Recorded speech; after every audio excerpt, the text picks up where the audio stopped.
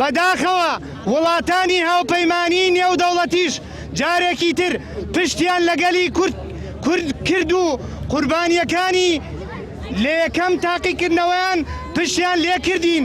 هەر بۆیە نەوەی بۆ گەلەکەمان خودای گەورە ئازایەتی و خۆڕاگری کچ و کوڕ و کورد و شەڕڤانەکانی کە خاکی پیرۆزی کوردستانە دەپارێزێت ئینشاءڵڵا.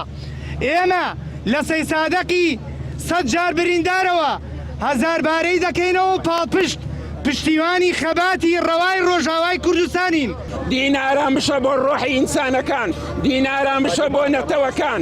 ئێمە بۆ خۆمان پێویستە و ئارامشێ لە ناو خۆمانە جێبەجەکەین.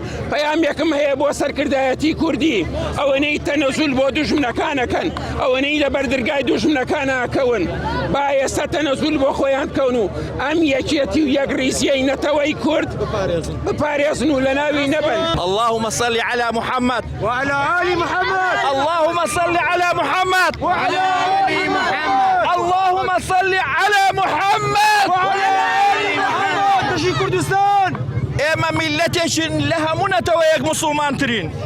ئاین بۆ ئێمە زانستە، ئاین بۆ ئێمە نوێنەری گۆڕانکاریە، ئاین بۆ ئێمە پارێزەری ڕەوشتە، ئاین بۆ ئێمە پردی نێوان نەوەکانە، ئاین بۆ ئێمە نور و ڕووناچیە، ئاین بۆ ئێمە وەستای هونەری ژیانە، ئاین بۆ ئێمە پایەی وەستانی شارستانیەتمانە، ئاین بۆ ئێمە لە هەموو سەردەمەکاندا جگەلەوە کە ڕێز و تەقدیرمان لێگرتووە پابەندی بوین لە ڕۆح و لە سروشتمانە بووە.